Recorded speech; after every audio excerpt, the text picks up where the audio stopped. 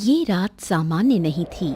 आसमान पर बादलों की परतें थीं और पूरा जंगल किसी अनजानी आहट से कांप रहा था। हवा ठहरी हुई थी, लेकिन हर पेड़ की पत्तियां डर के मारे थरथरा रही थीं। एक सूखी झाड़ी के पीछे एक साधु बैठा हुआ था। एक परछाई उसके सामने खड़ी थी। अब तुझे एक बैल का रूप मिलेगा। ओम। इतना कहकर साधु ने मंत्र पढ़ना शुरू किया। एक रहस्यमयी रंग बिरंगी रोशनी हवा में फैलने लगी। अगले ही क्षण उस परछाई की जगह एक बैल खड़ा था। अब तू एक जादुई बैल है और तेरा अभिशाप ही इस धरती की भलाई बनेगा। अब तेरी नियति में केवल कड़ी मेहनत ही है, क्योंकि जब तक तुझसे कड़ी मेहनत करवाई जाती रहेगी तब तक तेरा जादू कायम रहेगा, क्योंकि तू एक जादुई बैल है। इस घटना के कुछ दिन पहले हरिया अपने खेत में हल चला रहा था कि तभी वहां बलिया नाम का एक व्यक्ति आ गया जो उसी गांव का था। अरे ओ हरिया! अरे हरिया! अरे भाई हरिया, तुम यहाँ अपने खेत में हल चला रहे हो और वहाँ तुम्हें जमींदार बुरा भला बोल रहा है भाई। हाँ, मैं जानता हूँ कि वो मुझको बुरा भला क्यों बोल रहा है, क्योंकि कुछ समय पहले मैंने उससे कर्ज लिया था जो कि मैं चुका नहीं पाया। अरे लेकिन इस फसल के कटने के बाद मैं उसका पैसा ब्याज समेत चुका दूंगा। अरे वो सब बाद में देखना हरिया भाई, अभी तुमको जमींदार ने अपनी हवेली में बुलवाया है, चलो। हरिया तुरंत काम छोड़कर जमींदार की हवेली की ओर चला गया। जमींदार अपने पुत्र बलराम के साथ बैठा था। तभी हरिया वहां पहुंचा। आइए आइए आइए, इस गांव के सबसे बड़े किसान हरिया जी, स्वागत है आपका। कर्ज तो लिया, वापस नहीं किया, बताइए क्यों नहीं किया? मुझको क्षमा कर दो जमींदार। अब देखो, आप तो जानते हैं कि पिछली बार मेरी फसल में अचानक से कीड़े लग गए और वो खराब हो गई। इसी वजह से गांव में और भी बहुत सी उधारी मुझ पर चढ़ गई है, लेकिन इस बार की फसल बहुत अच्छी होगी। मैं तुम्हारी पूरी रकम चुका दूंगा। ये सुनकर जमींदार का पुत्र बलराम हंसने लगा। अरे वो तो तुम तब चुका पाओगे जब खेत तुम्हारा रहेगा। क्या मतलब?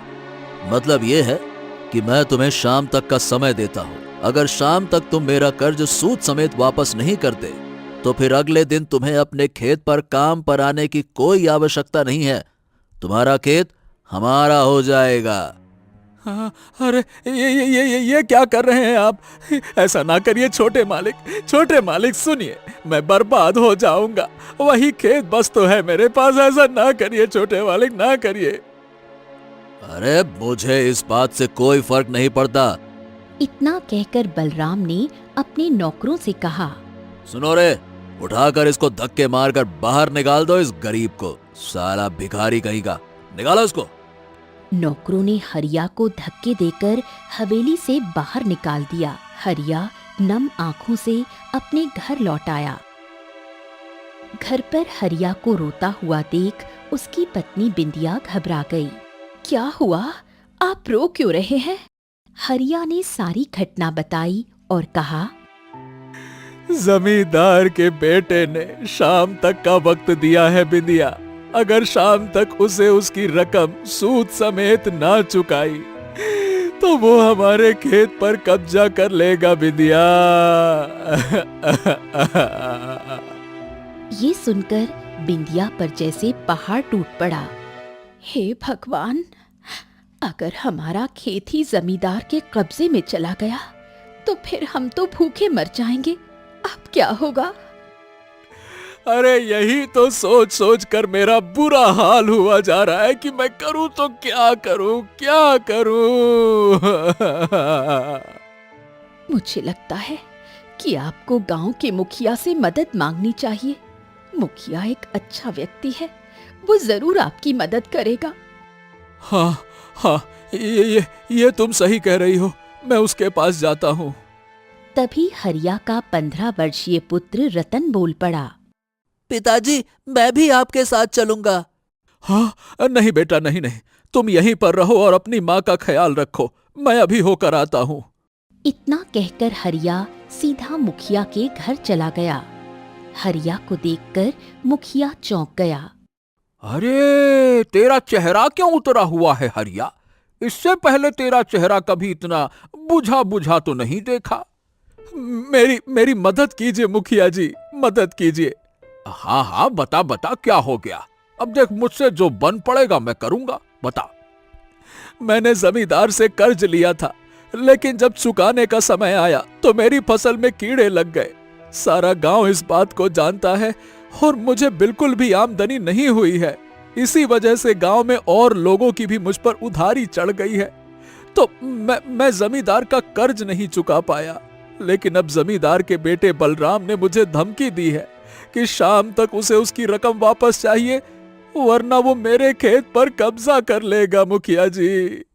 ये सुनकर मुखिया चौंक गया और क्रोधित हो उठा।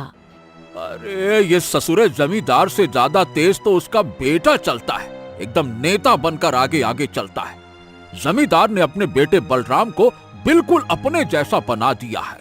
बलराम जमींदार से कहीं ज्यादा चतुर और चालाक है। हाँ, ठीक है, लेकिन तू चिंता मत कर, तू घर जा। मैं जमींदार की हवेली पर जाकर उससे बात करके देखता हूं। तेरे लिए जो कुछ बन पड़ेगा मैं करूंगा। ठीक, जा तू।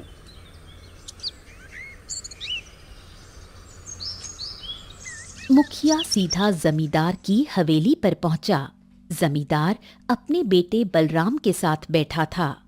लगता है कि तुम हरिया की हिमाकत करने के लिए यहाँ पर आए हो मुखिया जी। रोता हुआ तुम्हारे पास गया होगा, है ना? तुमने बिल्कुल सही पहचाना बलराम भैया।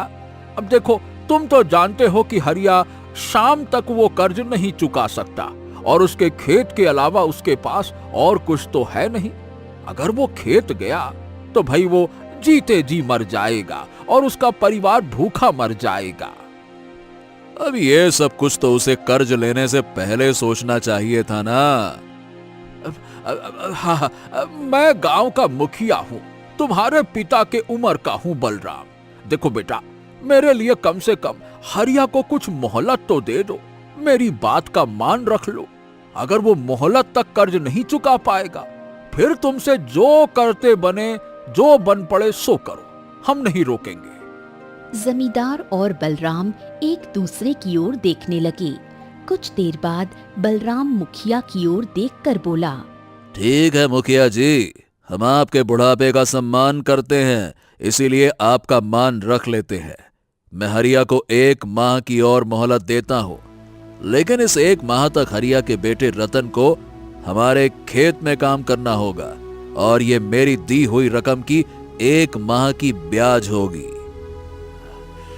ठीक है, अब अगर तुम्हारी यही इच्छा है तो ठीक है, कल से हरिया का बेटा रतन तुम्हारी हवेली में आ जाएगा। ठीक है। इतना बोलकर मुखिया वहां से चला गया। मुखिया सीधा हरिया के घर पहुंचा। देख भाई हरिया, मैं बड़ी मुश्किल से जमींदार को राजी कर पाया हूँ, लेकिन जमींदार का बेटा तो क्या कहूँ, बड़ा ही मक्कार है, 1 नंबर का मक्खी चूस है। उसने बड़ी ही चतुराई से मजबूरी का फायदा उठाया। वो चाहता है कि तुम्हारा बेटा रतन 1 महीने तक उसके खेतों में काम करे और तुम्हें 1 महीने के अंदर अंदर उसकी रकम चुकानी होगी। हाँ? अरे मुखिया जी, ये कैसी बातें कर रहे हैं आप? आप तो जानते हैं कि जमींदार का बेटा बलराम कितनी बेदर्दी से किसानों के बेटों से काम करवाता है। ना तो वो उन्हें कुछ खाने को देता है, ना कुछ पीने को देता है। मुखिया जी, मेरा बेटा तो 1 महीने में मर जाएगा उसके यहाँ। हाँ, क्या कहूं, और कोई चारा नहीं है हरिया। चलो, अब मैं चलता हूं, राम राम। इतना कहकर मुखिया वहां से चला गया। हरिया फूट फूट कर रोने लगा। तभी वहां रतन आ गया। पिताजी, पिताजी, आप अपने कीमती आंसू मत बहाइए। मैं जमींदार की हवेली चला जाऊंगा और मेहनत से काम करूंगा। तब तक आप फसल पर ध्यान दीजिए और जितनी जल्दी हो सके जमींदार का कर्ज उसके मुंह पर मार दीजिए। अपने बेटे की हिम्मत देखकर हरिया की आंखों में आंसू आ गए। कुछ देर बाद जब रतन सो गया,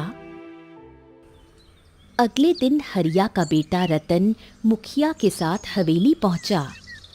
याद रखना, तुम 1 महीने के लिए मेरे गुलाम हो, गुलाम। और तुमसे जो कहूंगा, जैसे भी कहूंगा, जितना भी काम करवाऊंगा, वो तुम्हें करना होगा। चलो जाओ, जाकर खेत में काम करने के लिए लग जाओ। अरे जाओ। रतन चुपचाप वहां से चला गया। बलराम, देखो बेटा, थोड़ा ध्यान रखना। बच्चा है बेचारा, 15 ही वर्ष का तो है अभी, ठीक है? हाँ हाँ, चलो चलो जाओ मुखिया जी, बहुत हो गया। तुम्हारी बात का मान रख लिया मैंने, यही बहुत समझो। नहीं तो आज मैं हरिया के खेत पर कब्जा कर लेता। चलो राम राम, जाओ। मुखिया वहां से चला गया। समय ऐसे ही बीतने लगा। रतन 15 वर्ष की आयु में ही मेहनत से खेत में काम करने लगा, तो वहीं हरिया पूरी मेहनत और लगन से अपनी फसल उगाने में जुट गया। कुछ दिन ऐसे ही बीत गए। एक दिन जमींदार अपने बेटे बलराम से बोला, हाँ, बेटा बलराम, हरिया जिस तरह से मेहनत कर रहा है, मुझे लगता है कि वो अच्छी फसल उगाने में कामयाब हो जाएगा और हमारा कर्ज भी चुका देगा। चिंता मत कीजिए पिताजी, पर वो ऐसा करने में कामयाब हो नहीं पाएगा, क्योंकि आप नहीं जानते कि उसकी पिछली बार की फसल पर कीड़े लगे नहीं थे, बल्कि लगवाए गए थे। अरे मैंने ही तो लगवाए थे। क्या मतलब? दरअसल उसकी फसल पर मेरे ही इशारे पर हमारे आदमियों ने खराब औषधि फेंक दी थी, जिससे कि उसकी फसल पर कीड़े लग गए और वो खराब हो गई। ये सुनकर जमींदार के होठों पर मुस्कुराहट आ गई।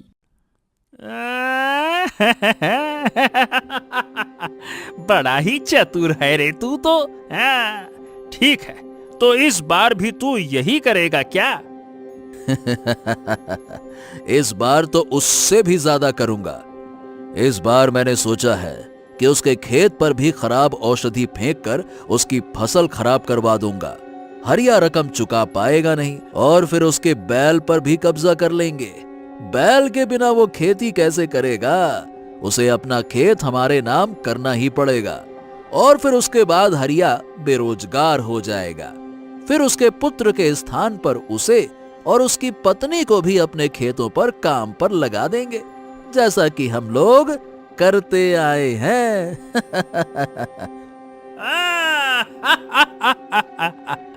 वाह मेरे बेटे वाह, तू बिल्कुल मेरे नक्शे कदम पर चल रहा है। तेरे दिमाग का जवाब नहीं, जबरदस्त, शानदार, मजा आ गया। कुछ दिनों में हरिया की फसल पककर तैयार हो गई, मगर हरिया नहीं जानता था कि बलराम के दिमाग में क्या चल रहा है। हरिया अपनी फसल को देखकर बिंदिया से बोला, हाँ देखो बिंदिया, सब तैयार है। अब बस कल इस फसल को काट कर राज्य में बेचेंगे और फिर जमींदार को उसकी रकम चुका देंगे और फिर रतन हमारे पास आ जाएगा, उसको परेशान नहीं होना पड़ेगा। हाँ। मगर अगले दिन जब हरिया फसल काटने गया तो देखा कि उसकी फसल पर कीड़े लग चुके थे और वो खराब हो चुकी थी। हरिया अपना सिर पकड़कर बैठ गया। कुछ देर बाद हरिया और बिंदिया रोते हुए गांव के मुखिया के पास पहुंचे और सारी घटना उसे बताई। अरे हमारे तो समझ में नहीं आ रहा कि आखिरकार तुम्हारे फसल में ही कीड़े क्यों लग रहे हैं। अब तो मुझे शक होने लगा है कि तुम्हारे फसल में कीड़े लगे नहीं बल्कि लगवाए जा रहे हैं। हाँ, वो कैसे मुखिया जी? अब तुम ही बताओ। जब कीड़े लगते हैं तो गांव के सारे किसानों की फसल पर लगते हैं ना, लेकिन तुम्हारी ही फसल पर कीड़े लगना इस बात का संकेत है कि जरूर जमींदार का पुत्र बलराम, उसके दिमाग में कोई गंदी योजना चल रही है। वो नहीं चाहता कि तुम किसी भी तरह से उसका कर्ज चुका सको, ताकि वो तुम्हारा खेत हथिया सके और तुम्हें भी तुम्हारे बेटे की तरह गुलामी की भट्टी में झोंक सके। ये सुनकर हरिया फूट फूट कर रोने लगा। क्या? अब क्या होगा मुखिया जी? अब तो बर्बाद हो गए, बर्बाद हो गए। अच्छा अच्छा, शांत हो जाओ, शांत हो जाओ। देखो, मैं जो भी कुछ कह रहा हूं दावे के साथ नहीं कह सकता, लेकिन मुझे इस बात का शक जरूर है। फिर भी मैं तुम दोनों से यही कहूंगा कि हिम्मत मत हारो। ये समय बुरा समय है, कट जाएगा। भगवान हमारा साथ कभी नहीं छोड़ता। भगवान से उम्मीद रखो। कुछ देर बाद हरिया अपनी पत्नी बिंदिया के साथ अपने घर वापस लौट आया। जैसे ही वो घर पहुंचा तभी वहां बलराम आ गया। मैं अपनी रकम वापस लेने आया हूँ हरिया, लाओ। बलराम, छोटे मालिक, इस बार की फसल कीड़े लगने की वजह से खराब हो गई। मेरा भारी नुकसान हो गया।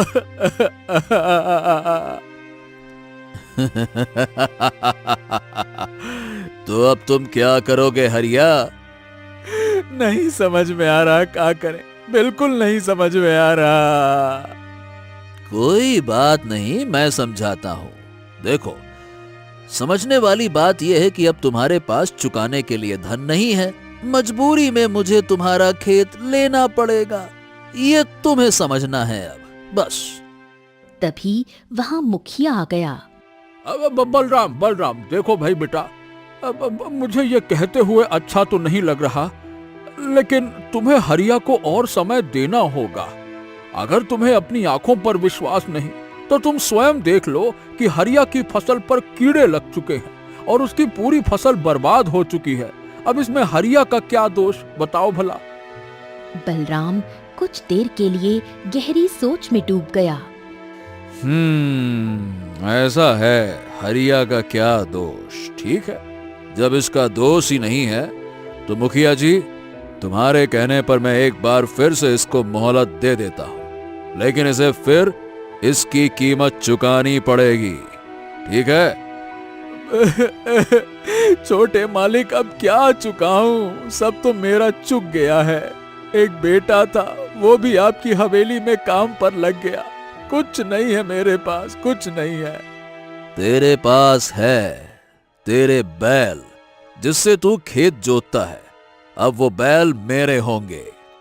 हाँ, अरे मालिक, आप बैल ही ले जाएंगे तो फिर मैं खेती कैसे कर पाऊंगा? ऐसा ना करे मालिक, ऐसा ना करे। अब तू खेती कैसे करेगा वो तेरी समस्या है, मेरी नहीं। अब तो बैल मेरे हो गए, बात खत्म। इतना कहकर बलराम हरिया के बैल ले गया और अपनी हवेली की ओर चला गया। बलराम हवेली में पहुंचा। जमींदार वहीं बैठा था। मेरे बेटे, मुझे एक बात समझ में आ नहीं रही। देखो भाई, हम चाहते तो सीधे हरिया के खेत पर कब्जा कर सकते थे। अब फिर इतना नाटक नौटंकी करने की क्या जरूरत है? पिताजी, शायद आप जानते नहीं हैं, अगर हम सीधे तौर पर हरिया के खेत पर कब्जा करते तो गांव वाले मन ही मन हमारे खिलाफ हो जाते, और अभी या भविष्य में कभी भी अगर शिकायत राजा के यहाँ पहुंची तो दोषी तो हम ठहराए जाते। इसीलिए मैं मोहलत पर मोहलत देता हूं, ताकि भविष्य में गांव का कोई भी व्यक्ति हमारी शिकायत राजा से करे तो हम आसानी से बच निकलें। ये सुनकर जमींदार मुस्कुराने लगा। मजा ला दिया बेटे तूने तो। तेरी बुद्धि का तो मैं कायल हो गया। तुमने तो हरिया के हाथ ही काट दिए। अब भैया, बिना बैल के वो खेत कैसे जोतेगा? बलराम हंसने लगा।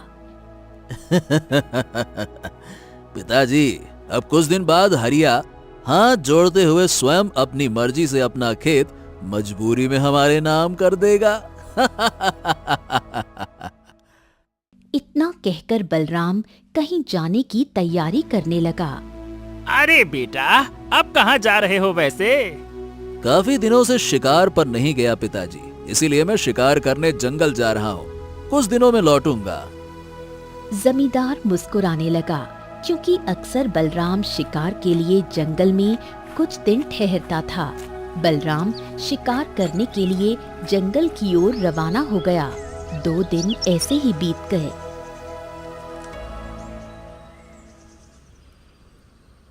हरिया अपने खेत में बैठा हुआ आंसू बहा रहा था। तभी वहां पर उसकी पत्नी बिंदिया आ पहुंची। रोने से क्या होगा? अरे अब तुम ही बताओ बिंदिया, मैं खेत की जुताई कहाँ से करूं? हमारे पास तो बैल ही नहीं है। अरे गरीब की कोई भी मजबूरी नहीं समझता, बल्कि सब उसकी मजबूरी का फायदा उठाना चाहते हैं, जैसा कि जमींदार का बेटा बलराम उठा रहा है। क्या कहूं अब मैं? इतना कहकर हरिया वहां से उठकर जंगल की ओर चला गया। जंगल में एक वृक्ष के नीचे बैठकर हरिया रोने लगा। तभी एक भारी आवाज उसके कानों में टकराई।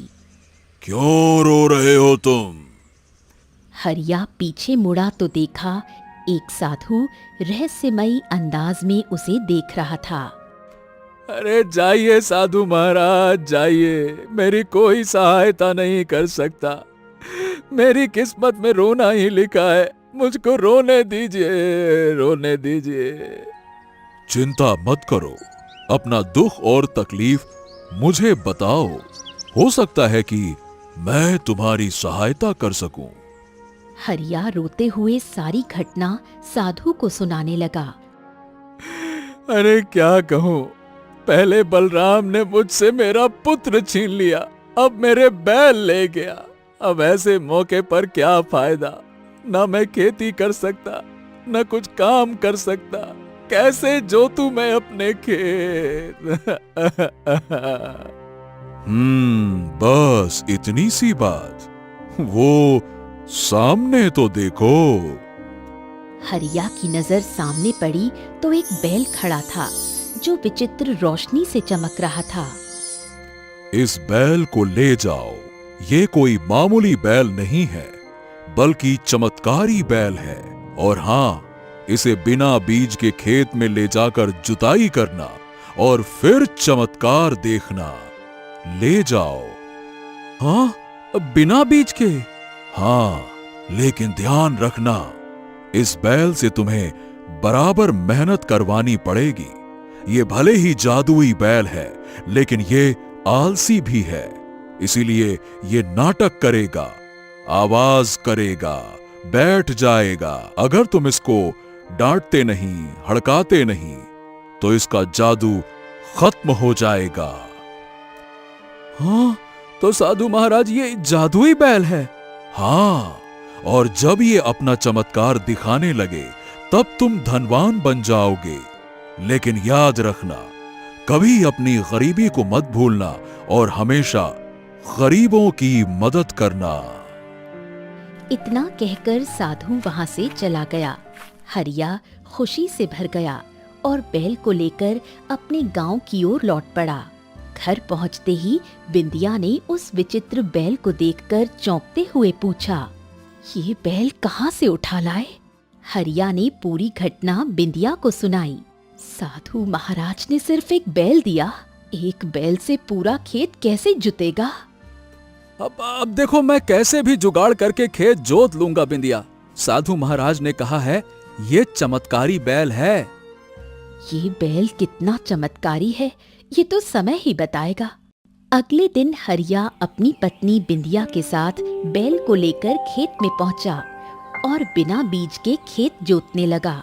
कुछ देर बाद बैल एक ओर बैठ गया और जोर जोर से आएं बाएं करने लगा। तभी हरिया ने एक मोटा डंडा उठाया और बैल की पिटाई कर दी।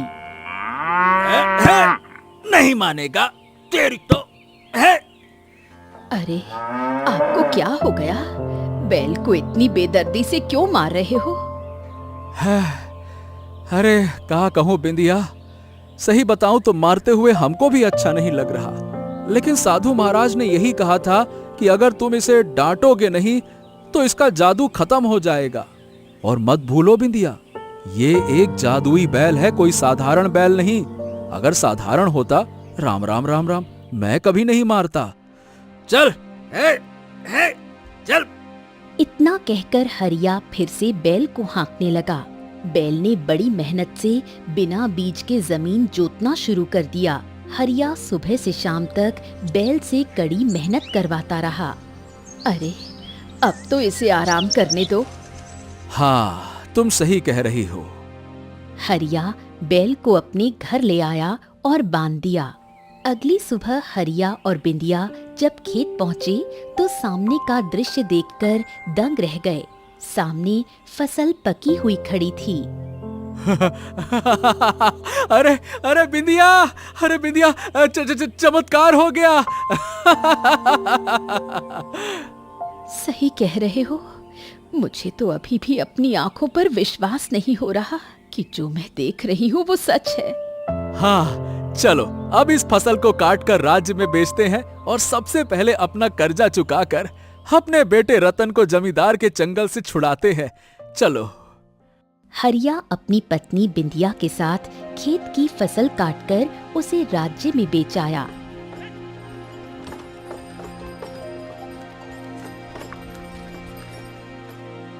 अगले दिन वो सीधे जमींदार की हवेली पहुंचा। हाँ, ये लीजिए जमींदार, तुम्हारा धन सूद समेत चुका दिया। लाओ भैया, अब हमारा बेटा हमको वापस कर दो साहब, लाओ। जमींदार बुरी तरह चौंक पड़ा। हैं? अरे तूने इतना जल्दी धन का इंतजाम कैसे कर लिया रे? अरे जहां तक मैं जानता हूँ तेरे बैल भी तो मेरे ही कब्जे में है। ये क्या किया तूने? जमींदार साहब, देखो आपको इस बात से कोई मतलब नहीं कि मैंने कैसे क्या किया। आपको आपकी रकम सूद समेत मिल गई, बस अब हमको हमारा बेटा वापस दे दो, लाओ। जमींदार के पास कोई चारा नहीं बचा था। उसने रतन को हरिया और बिंदिया के हवाले कर दिया। उस दिन के बाद हरिया रोज रात उस जादुई बैल को लेकर खेत में हल जोतता और अगली सुबह खेत पे लहलहाती फसल तैयार मिलती। हरिया वो फसल राज्य में अच्छे दामों पर बेच आता। कुछ ही दिनों में हरिया के दिन बदल गए। उसके टूटे फूटे घर की जगह अब एक आलीशान हवेली खड़ी हो चुकी थी और हरिया अब गांव का सबसे धनवान व्यक्ति बन चुका था। एक दिन हरिया अपनी हवेली में बैठा था, तभी मुखिया वहां पहुंचा। अरे मुखिया जी, आइए आइए, राम राम राम राम। आपको अपनी हवेली पर देखकर खुशी हुई। हमको आज भी याद है मुखिया जी, हमारे बुरे समय में अगर कोई साथी था तो वो आप थे। हरिया, हमको बहुत अच्छा लगा कि तुम्हारे गरीबी के दिन दूर हो गए। अच्छा देखो, मैं तुमसे एक खास बात करने आया हूं। हाँ हाँ, कहिए ना, कैसी बात? हरिया, अब तुम इस गांव में जमींदार के बाद सबसे धनवान व्यक्ति हो।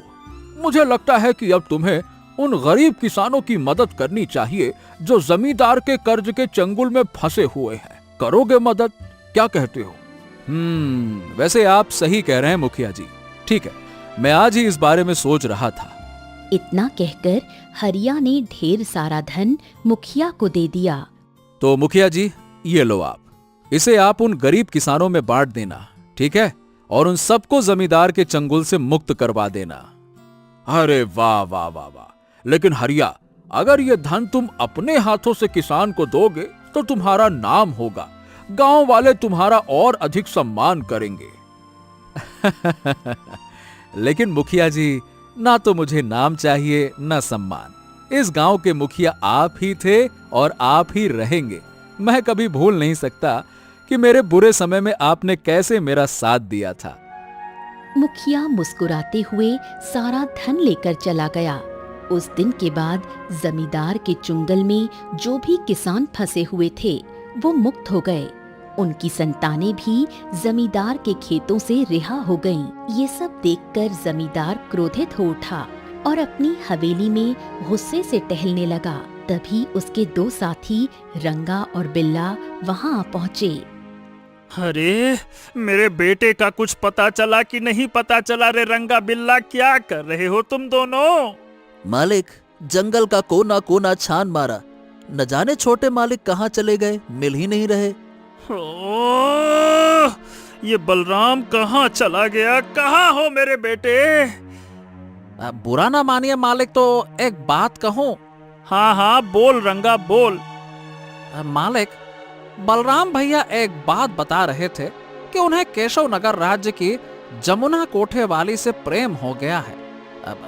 क्षमा चाहूंगा मालिक, लेकिन हो सकता है कि वो वहीं कोठे पर रुके हों।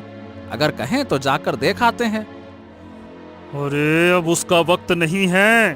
बलराम ने काफी समय निकाल दिया आने में। अब उसकी गैर मौजूदगी में सब कुछ बदल गया है। क्या कहूँ क्या कहूँ? जमींदार गहरी सांस लेकर बोला। हाँ, अब जब वो लौटेगा तो देखेगा कि सब कुछ बदल चुका है। वो यही कहेगा कि मैं जमींदार होकर भी कुछ न कर पाया। मेरे बेटे ने कितनी मेहनत से गांव वालों को कर्ज में फंसाया, उनकी संतानों को गुलाम बनाया, उनकी जमीन पर कब्जा किया, और वो नामुराद हरिया, उसकी वजह से सब कुछ खत्म हो गया। मुझे ये बताओ कि कहां से वो इतना धन लाया कि पूरे गांव को मेरे चंगुल से मुक्त कराता जा रहा है। ये सुनकर बिल्ला जमींदार के नजदीक आकर बोला। जमींदार जी, कुछ समय पहले हरिया एक फूटी किस्मत वाला साधारण किसान था। मैंने देखा है कि वो आज भी एक ही बैल से अपना पूरा खेत जोतता है। वो बैल हमारे गांव का नहीं है, और जब से वो बैल उसके जीवन में आया है तब से उसका समय बदलना शुरू हो गया है। हाँ। ये सुनकर जमींदार चौंक पड़ा। क्या बात कर रहे हो? वो अभी भी एक ही बैल से जोतता है? हाँ और क्या, मैंने तो स्वयं देखा है मालिक, और मैंने तो बिल्ला से भी कहा था। इतना धनवान होने के बाद भी वो अभी तक खेत क्यों जोत रहा है? यही सबसे बड़ा रहस्य है मालिक। जमींदार क्रोधित हो गया। ओ, तो इसका मतलब रहस्य उस बैल में है। सुनो रे, जाकर उस बैल को उठा कर ले आओ। मैं उसकी आंखों के सामने उस बैल को जान से मार दूंगा। फिर देखता हूँ कि वो गरीबों की मदद कैसे करता है। जाओ। कुछ ही देर में रंगा और बिल्ला हरिया की हवेली पहुंच गए। हरिया के जादुई बैल को खोलने लगे। ये क्या कर रहे हो तुम लोग? आज तुम्हारे बैल का अंतिम समय है। आखिरी बार देख लो जी भर के, जमींदार इसे मार देगा। ले चल रे बिल्ला। हमें पूरा विश्वास है कि ये कोई साधारण बैल नहीं है। ये जरूर कोई चमत्कारी बैल है। जब से ये तुम्हारे जीवन में आया है, तुम्हारा नसीब ही बदल गया है। इतना कहकर वो बैल को लेकर चले गए। हरिया अपनी पत्नी से बोला। ओहो, अब मैं क्या करूं बिंदिया? करना क्या है, जाकर कैसे भी करके अपने बैल को छुड़ाओ। अब तुम साधारण हरिया नहीं रहे, सारा गांव तुम्हारे साथ है। हरिया तुरंत मुखिया के पास पहुंचा और सारी बात बताने लगा। हरिया, एक काम करो, तुम जल्दी से जमींदार की हवेली पहुंचो। मैं देखता हूं कि अब वो क्या करता है। मैं तब तक गांव वालों को इकट्ठा करता हूं और वहां पहुंचता हूं। जल्दी जा जा जा जा जा।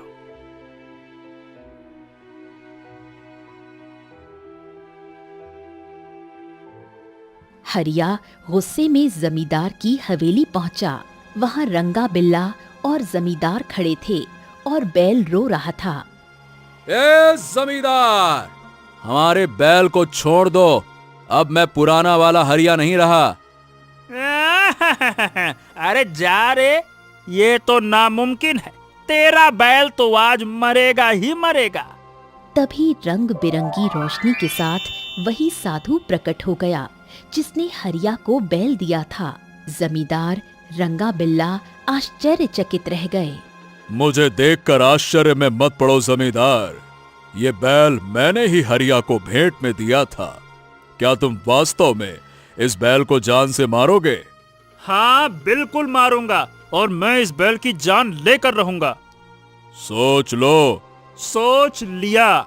वचन देता हूँ, चाहे कुछ भी हो जाए, आज तो इसकी मौत निश्चित है। तो ठीक है, मैं इस बैल को कुछ देर के लिए बोलने की शक्ति देता हूँ। इसकी बात सुनने के बाद भी अपने वचन पर कायम रहना। साधु मंत्र पढ़ने लगा। अचानक बैल रोते हुए बलराम की आवाज में बोला, पिताजी, ये मैं हूँ, बलराम। इसी साधु ने मुझे बैल में परिवर्तित कर दिया था। मुझे मारिए मत पिताजी, मैं आपका ही बेटा हूँ। जमींदार चौंक पड़ा और साधु की ओर देखने लगा। तो इस बैल ने बिल्कुल सही कहा। मैंने कई वर्षों से तुम्हारे बेटे के अत्याचार देखे, और जब ये जंगल में शिकार करने पहुंचा तब मैंने इसे समझाने की कोशिश की, मगर ये तो घमंड में चूर था। तब मैंने इसे बैल में बदल दिया। पिताजी, इस हरिया ने मुझे बहुत मारा। सारा दिन खेत में मुझसे काम कराता है, जुतवाता है खेत। हाँ, क्योंकि जादू की शक्ति तभी जागती थी जब इसे पीड़ा होती थी। मनुष्य के रूप में इसने गांव वालों को कर्ज में फंसाया, जमीनें छीन ली। अब बैल बनकर इसकी सजा भुगती है। जमींदार साधु के चरणों में गिरते हुए बोला, माफ कर दो साधु महाराज, मुझसे बहुत बड़ी भूल हो गई। माफ कर दो साधु महाराज, माफ कर दो। लेकिन तुम्हारे बेटे ने अब तक कुछ नहीं सीखा। अरे बेटा, साधु महाराज से माफी मांगो, माफी मांगो। बैल रूपी बलराम रोते हुए साधु से क्षमा मांगने लगा। साधु महाराज, मैं क्या कहता हूँ कि अब बस बहुत हो गया। कृपया करके इन लोगों को अब माफ कर दीजिए। साधु ने हरिया की बात मान ली। वो मंत्र पढ़ने लगा। कुछ देर बाद बलराम पुनः मनुष्य बन गया। जमींदार और बलराम ने सारे गांव वालों से क्षमा मांगी और गांव छोड़कर चले गए।